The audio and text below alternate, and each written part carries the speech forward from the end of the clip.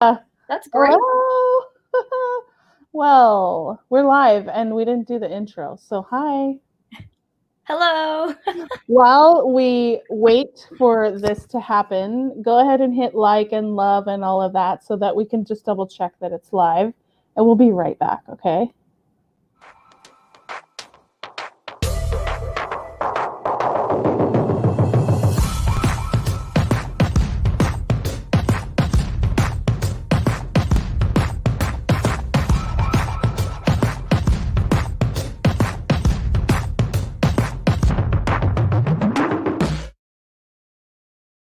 What nice intro, Marisa. Yeah, that was dope.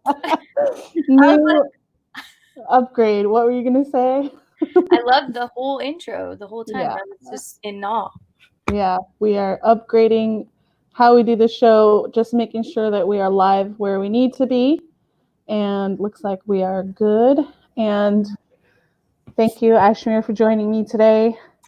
Yeah, Yeah. thanks for having me. I'm glad that we're able to talk about women in sports now. You know, things have been a little crazy the last couple of weeks, and out of respect for everything going on top of COVID, we are here to talk about good things that happened on the 28th of May. So, if you want to maybe just give a rundown of like how we got connected to the ESPNW Summit, and then we can go into all the things ESPNW Summit.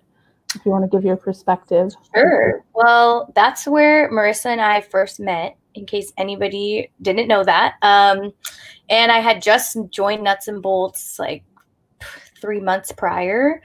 And Joe, the owner, he messaged me and Marisa and was like, hey, ESPNW reached out to me. It's for women. Sucks I can't go. And Marissa and I were like, okay, we're down. We've only been texting almost every day for 3 months. And so I was doing like a takeover on Instagram and then I filmed us when we met. But yeah, the summit was hot back then. It was also just, you know, a place for everybody to meet different women in the industry and just build different connections, learn about different situations. And it was just like this very open forum, but educational. So, yeah. Yeah. And yeah, it was kind of funny because we met there the first time. I like picked you up at the airport, and it was like the most like awkward thing, but like we knew each other because we had that passion for sports, and I think it was such a great experience. So flash forward to this year, and we were like, okay, we're gonna go to Vancouver. We're gonna do the summit. It was supposed to be, I think, like this last weekend. It was supposed to be, and we had met Kalindi, who now is part of Team NBS at the summit too. And so it was just kind of like, yay, we get to do another one of these things where we get to learn about, it's very like an inspirational type summit because they talk a lot about women in sports, people, influencers. I hate to use the word influencer, but like they are influencers, right? No, they are. And get up close and personal with people that you potentially admire in terms of the industry itself, but also the sports people. So both sides, professional as well as the recreational sports type thing. So that didn't happen, obviously, because of COVID. So they did this ESPNW NYC Summit, which was took place on my birthday, which was on May 28th, which was so awesome. And I spent my birthday, really taking in all of the concepts. And Sarah Spain hosted it, and it was about, what did she say, 13,000 people watched across all of the social platforms. So I think the impact was a lot larger than that first summit we went to in October. So that was really unique, and obviously first time going virtual. And I think we knew that it was the first time going virtual because there's a few hiccups, I think, with like people talking and not understanding how live video works or all of that. I think it was pretty well, except for, I believe it was Kate in the beginning. Yeah. Her video was lagging, but yeah, everybody else was, it was pretty well done. I mean, for it to be thrown together, within 2 months and after the draft, like. Yeah, it was Kate Javari. She's like the CEO, or she's the head of marketing for the NBA, right? Yeah, so I know they've been dealing with a lot of stuff, and they're back, right? I know you did a show on that recently. Yeah. So that's awesome. Yeah, so she said, technology brings people together in a unique way. We need to meet fans where they are, and that's online. So that was a great way to like start off the summit, and I think it really just put, there was people in like the comments like connecting on LinkedIn and like, oh, follow me on Instagram, and it was almost like a virtual like meet and greet like right away. Like people were so open to that, and I think if you're an organization and you're not embracing virtual, you're way behind, Also the number one trending hashtag for the entirety of it. So, I mean, 3 hours and you're on Twitter and all you're seeing is ESPNW, and it's thousands of women just talking about like, this is so great, and then retweeting the link or, something, and then you check out their bio. I mean, I added a ton of women through that. So. Yeah, my focus was on LinkedIn for connections. I did connect with a few people on Twitter, but I think that it was really successful in that sense because, you didn't miss out on that, even though it was a virtual summit. And I think it speaks to just how technology, I mean, like she said, technology can bring people together. So I wanted to talk a little bit about the stuff that in that first segment about leadership and technology, and the woman Lisa Joseph Metellus was her name. I think she just got promoted too. I don't know if you saw that. Yeah, I did see that. Twitter. Yeah, I was like, yes, I know her. Well, yeah, kind of, virtually. Yeah. And they went over, just basic stuff in the industry, talking about how women can really make an impact in the women in sports industry. And, like the CMO of the NBA said, like going where the fans are. They're already on Twitter all the time. Anytime something is like, going on in sports, like Twitter's the first place to know. So I think if you're not embracing that, and I don't think we're on Twitter today, but we can we're here. Yeah, right, we're here. So how do you feel, Ashmere, I want to know, how do you think organizations, not just like the professional sports organizations like the NBA teams or NFL teams, but other brands kind of like ours or NBS, Team NBS, how can we continue to create content like for fans that are not necessarily related to the games, right? Like, what do you think what's the approach there for people like us who don't have sports? I think it's the nostalgia, right? Like the feelings that those things had made you feel. So don't anybody steal this idea. But I had this idea for Nuts and Bolts to like use kind of a green screen technique and just play a highlight that they remember so well and where they were, and then just be like, remember when the Warriors blah blah blah. Of course I was going to use that analogy. Everybody knows that. But yeah, so I just think, going back to those times and just highlighting really key moments, especially lately, like the NBA's evolved so much. The MJ docs was literally nostalgia the entire 8 weeks, 4 weeks it was on. So I think that's one of the main ways to get people into the rhythm of, getting familiar with what they're missing out on. And then, I mean, that's kind of I think that's the main return, because we have basketball coming in a month. So that will help even like the smallest basketball fan base kind of feel like, okay, well, I can watch something else aside from like golf or cornhole or something, so I think nostalgia plays a huge part. Yeah, I can definitely echo that with The Last Dance. I wasn't a live watcher, but I was able to watch it, after the fact, and it was like, oh, I need to I remember that part, or the intro when, the Bulls would start playing, and the music like totally brought me back, and I was just like, yes, okay, this is why I love sports, and this is why I continue to like be passionate about this industry. So I think even, not just talking about it, like tweeting or posting, writing a blog post, but like getting people like the show, the reaction show that we had on the NBS channel, it was like, bringing people together and sharing their memories, even though there's no sports on, they're still continuing to engage each other. And I think right now, I mean, I don't know if a lot of brands are actually doing that. I think they're so concerned about getting back to play that they're not. I know the Warriors they post Steph Curry highlights like every day, which we love to see because he was injured.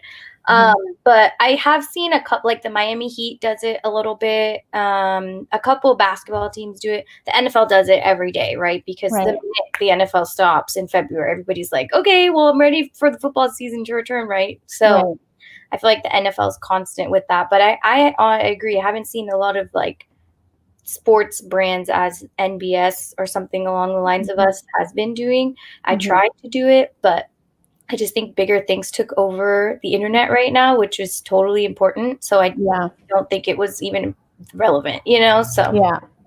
Yeah. And I mean, even having like, what's going on in this country right now, even having sports brands talk about that, and not like, I mean, I've seen a few brands that haven't said anything about it, and you're like, okay, why? Like, are you trying to be so down the line of like, we're talking sports only, or you just like, you're fearful of what to say? Like, I know I saw a lot of people that are in a role of like social media, they don't know what to say because they don't want it to come across, disingenuous, or like, what are they doing?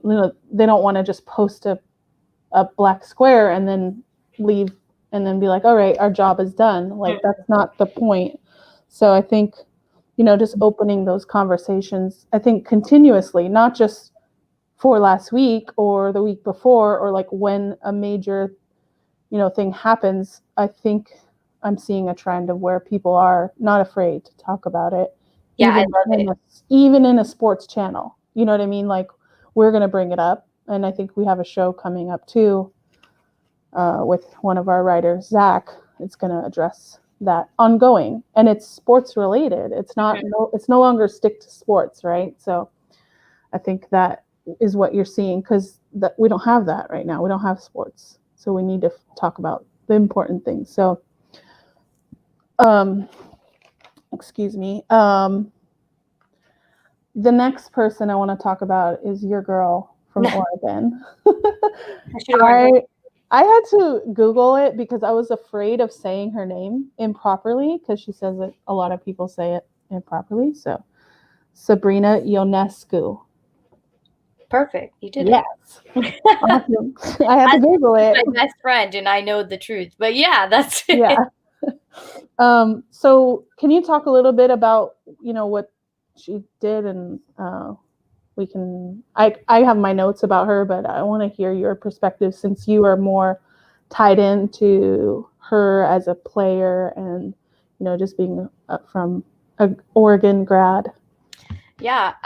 So I actually went to the Stanford game that she played at after she spoke at Kobe Bryant's funeral. And I was just sitting in the stands thinking like, wow, 8 hours ago, this woman was in LA speaking about somebody that she knew so dearly with a national platform, right? And then here she is returning to Stanford, dominating. Like, we won that game.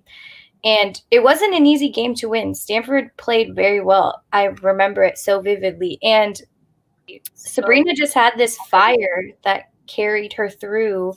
And I just, as she was speaking about everything, I was just thinking about like, wow, this woman is really going to become a role model for so many people. Because I remember when I played basketball, like, I didn't keep up with women in basketball. I only watched men in basketball. But now, thanks to social media, you can see them in their personal life. They could have a YouTube channel.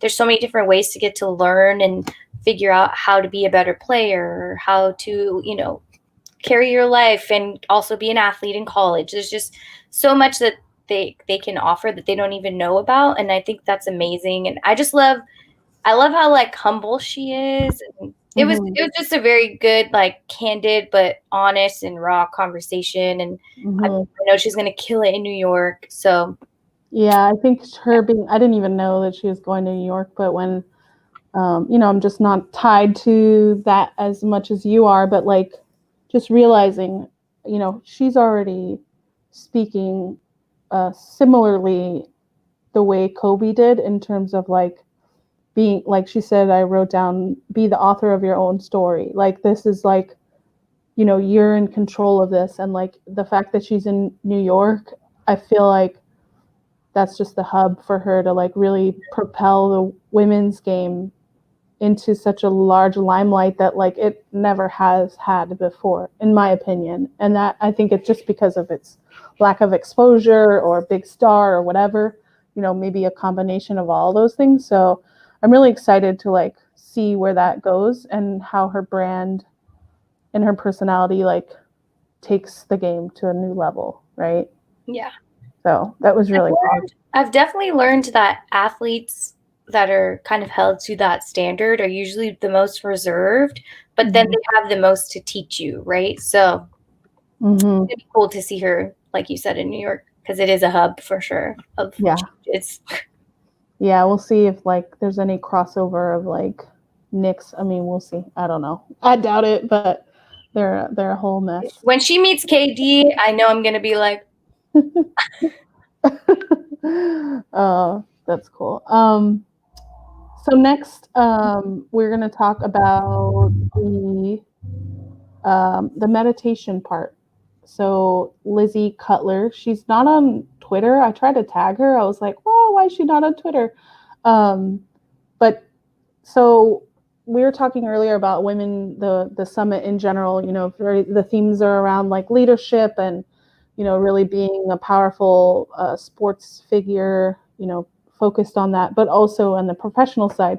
So I was really interested to see that she was brought in this format, so to say, because she's not in sports, she's not in the marketing department or the executive department of any of the professional organizations. But for me, it was something that what did I write down? Like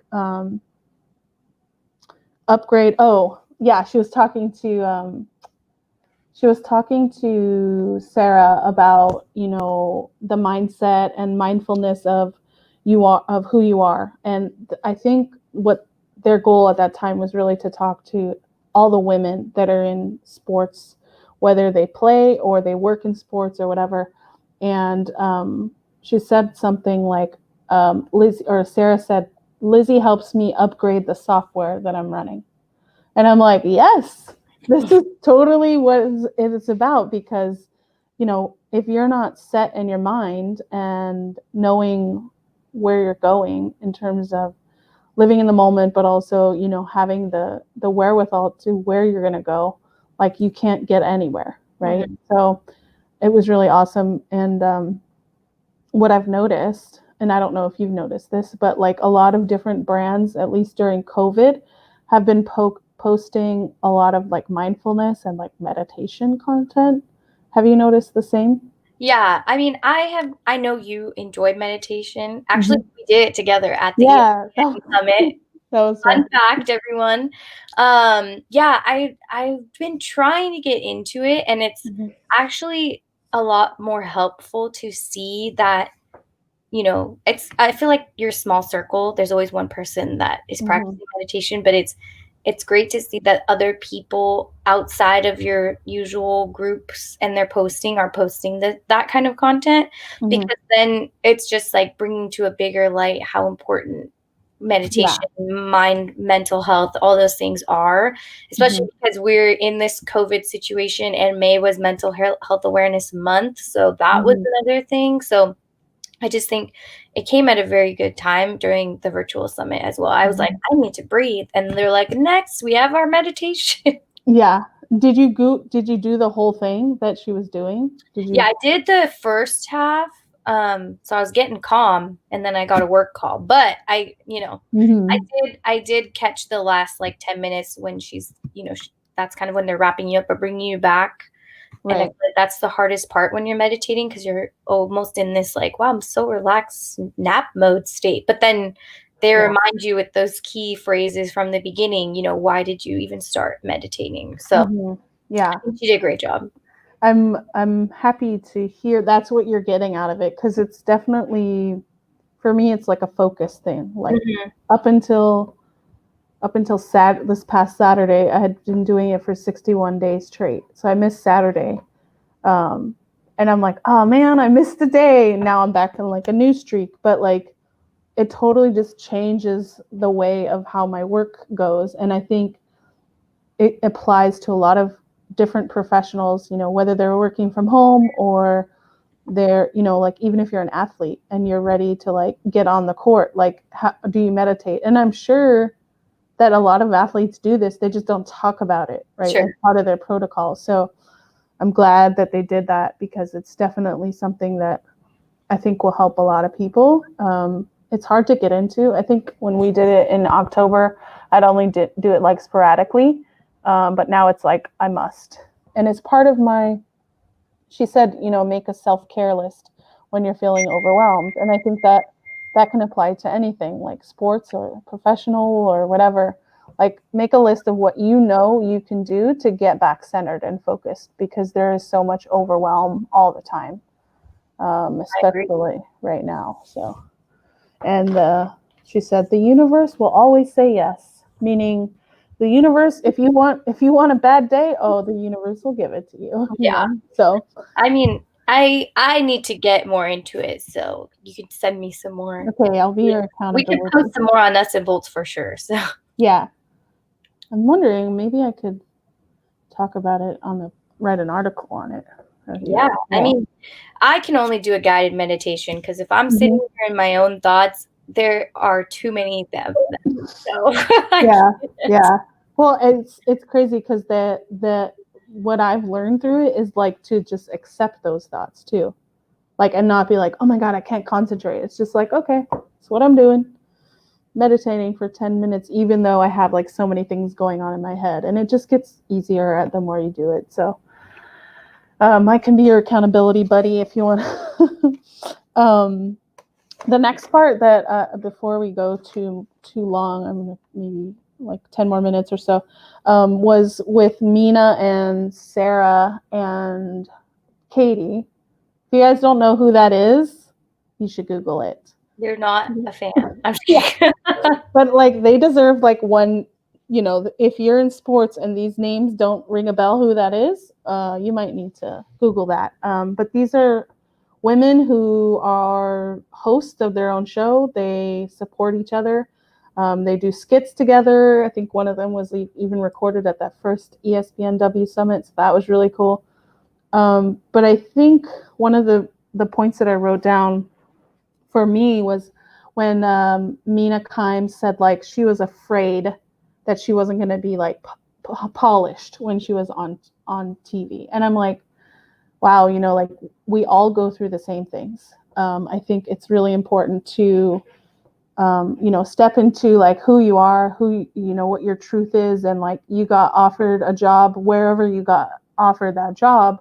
And I think there's so much doubt surrounding any type of role you have that you kind of like the universe says yes. Well, if I'm not polished and I'm not smart enough, or I won't look like I need to look on TV. And I think that, wherever you are, and now that everyone's going virtual, I think it's important to understand that everyone goes through the same doubts. And it was really nice to hear that, because I feel like I identified with her, and a lot of the women that I speak to that are not comfortable being on camera, I think we are, because we've been doing these live shows and or recorded video for quite some time. But like a lot of people are like, oh, I don't even want to get on video. Why do people want to talk to me? And it's like, you don't really think about that. I don't think about that. I'm sharing with you. I'm sharing with 5 people that are watching, 10 people who it doesn't matter to me, as long as I can get the word out. So can you tell me, I have a question for you, I'm interviewing you, I feel like. Tell me about how other women in the industry, whether just on Team NBS, you don't have to shout our amazing team out, but just like meeting other people in the industry, like how have you had any experiences, or tell us about that? Yeah. I think because I have grown the courage to connect with women through social media, it's led them to join NBS or led them to guide me through, what I'm doing and how to be better on camera and how to speak professionally, how to interview better. So I think I'm carrying away from your question. Well, I'm just like, tell me about an experience. I feel like you, even just like being at the summit, like connecting with MJ, right? Like that was like a huge, was it MJ? Yeah, MJ Acosta. MJ, yeah. Rolled over every day. Yeah. And finally you were like, that's it. It's Yeah. the last day. Right. Yeah, and she had just came back. The Niners had played the Redskins, and she was flown in like the day of, and she was super nice. Like, yeah, that whole experience, just for that to carry over on Twitter, I think that's where I was going with my answer. But for that exact energy to carry over, and for those same women that I was following to follow me back, they don't know me, right? Like for us to walk up to MJ, she doesn't know us, but the whole purpose of that summit is to help other women grow, other women develop. And that was also it. I asked MJ if she could watch Moving the Chains and give me some feedback. And so just those little things, like they help you as a woman in the industry feel like you're not making the wrong choice, because I've been feeling that for a long time. But since before I met Nuts and Bolts, I was like, you know what? I just got to get married and work in recruiting. This dream job ain't it. And then I was sent your guys' social media person, which I barely did. And then now here I am, almost a year later. So yeah. I know it's I think it's definitely, I think Joe had always been very and shout out to Joe if you're watching. I know you just got off work, so be that CEO that you are and just like watch. But we had been talking, and I've been on the team for a while, and we have been talking about getting more women around, because it's something that can help us stand out, but also like give them a chance. Like, and me specifically, like I don't think I talked publicly about being part of Team NBS until the summit. So, and I've been on the team when pretty much it started, right? So I think it's, just finding your lane. And luckily with NBS, we've had the ability to be able to go live more, and like me produce shows, and like you have your own show, and we can really guide. And then in next week, we're going to like give a presentation to the team on how to like elevate your social presence and like make your brand about you and your craft, so that you can get to that next level. And I think that really is important, because people just like, oh, it's a hobby. You're like, it's a hobby, but you're passionate about it. So reflect that in all ways that you can. So it was really nice to see that, that they were talking about that. And I just love their chemistry too. I think that's what we love them so much. I love the way that Mina talks about the game, but she's sarcastic a little bit. She's like got her own flair. And Sarah Spain is like a personality unknown, but it's amazing. So she's awesome. The three of them, I only watch Highly Questionable because of the three of them. Yeah.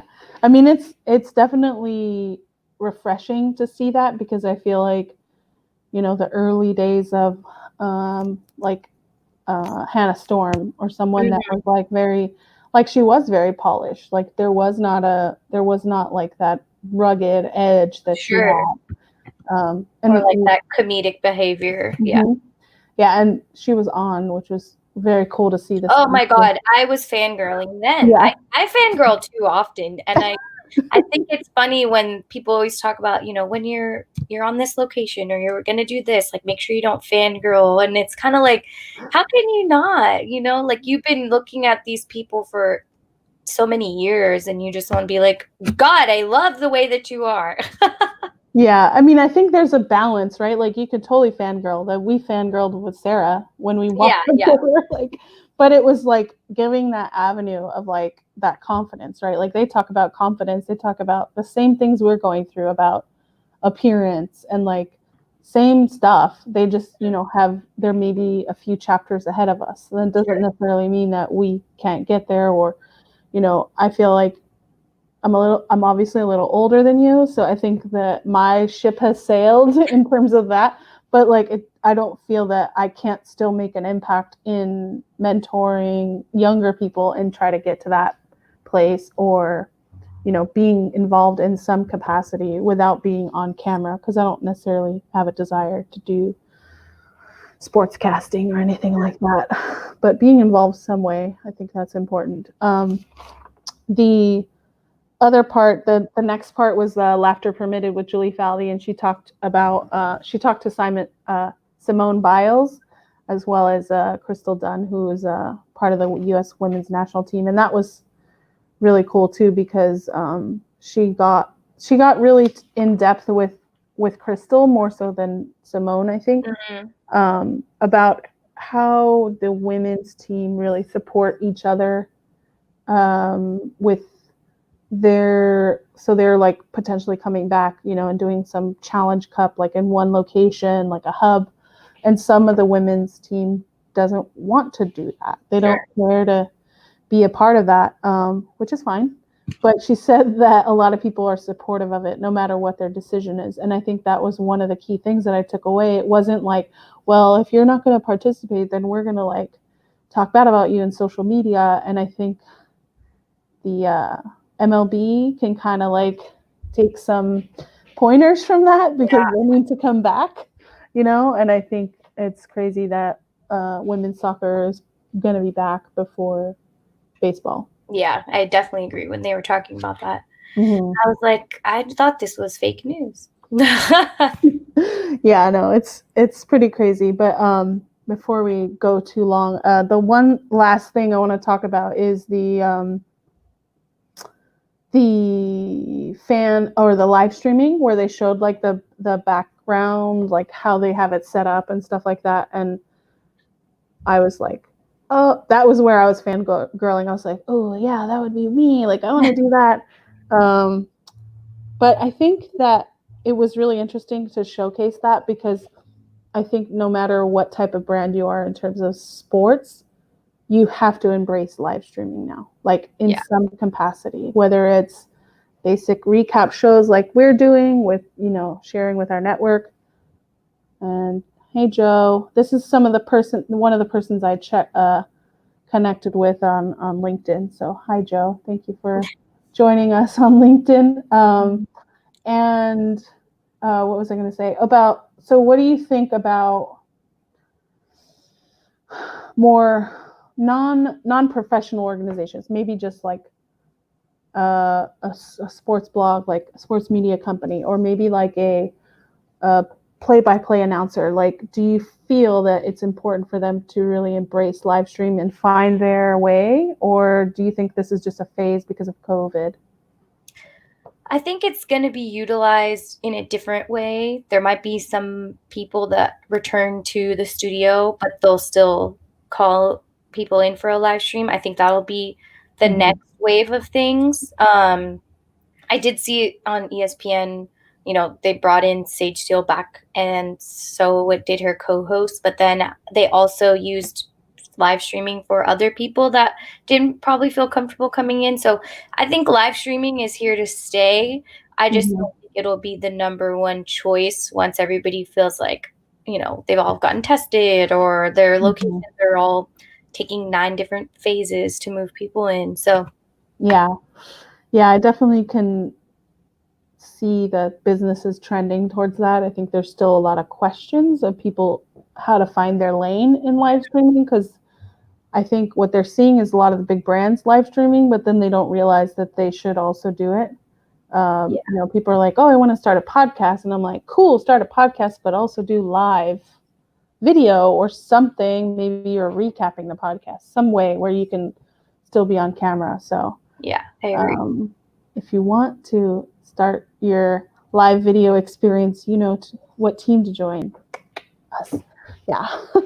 we will coach you. So yeah, I mean, that was the first live show. Yeah. I remember you And did live stream and then you were like, no, I'm recording. yeah. Sorry. Well, we're together, right? It was Yeah. just me like, hello, welcome to Nuts and Bolts. Yes. Yeah, that was early on. Oh, Joe, yes. If we know any full-time opportunities, yes, we will definitely keep you posted. I've built my full-time opportunity by doing it on my own, so definitely open to chat about that too. But yeah, we're gonna get going. I want to ask your final thoughts and maybe talk about Laura's outfit that you I were love loving. the sweatsuit. I love Yeah, she was she was rocking it. like, we are in COVID quarantine, y'all. I'm chilling like a villain. Yeah. But the overall summit was great. I feel like you learn about people in a different way when you're in their homes, and everybody was obviously at home, so they're a little more candid. The questions don't feel as intrusive to what's going on, and I always just think the way that women speak to other women is like it's like an understanding. Yeah. So I love that aspect of it. I mean, I thought the whole thing was put on very well. Like I said, the production was great, and I know that they learned a lot from the draft that they were able to take into this, so that probably helped them a lot. It was just I wish it was in person just because that experience is one on its own, but yeah. Yeah, I think I echo the same things because I feel like I've seen a lot more authenticity with like sports brands, all the brands, like they really want to give a peek inside and not worry so much about how polished it is. It's just being present in that moment, in whatever moment needs to be, just being there and not necessarily worrying so much about the numbers, obviously, because the numbers are great, but like after the fact, like what are we going to do with this video? How are we going to get more people in our community? It could be anything, right? And I think that was really a cool way to present these ideas because the impact is far more reaching than 400 people in person in Vancouver, which they were going to do. And it could have been more than 400. I don't know. But like, that's what October was. So I'm like, It was a lot of people. Yeah. Right. But 13,000, like how many extra people are going to be impacted and inspired by this? Sure. And all the themes, leadership, mindfulness, like, taking control of your journey and like, not necessarily relying on other people to get you there. Just giving that motivation was really awesome. So those are my final thoughts. I do have one video to show as we go out, which is Sarah mentioning my hashtag name on live, which is awesome. So it does. Oh, thank you, Joe, for watching. Joseph and the other Joe. Yeah. That's a new Joe. But yeah, we will be, you can catch us on Team NBS on, if you're watching on Nuts and Bolts Sports Channel or on mine, you guys know how to connect with me on LinkedIn or wherever you can find us. And I want to put up one last thing this is our handle on all the social channels run by Ashmere herself, as well as Kalindi, who was unable to join us today, but she's always in our thoughts. And we're definitely thinking about her. And you guys can connect with me at, let me just put it up. I forgot to write this out.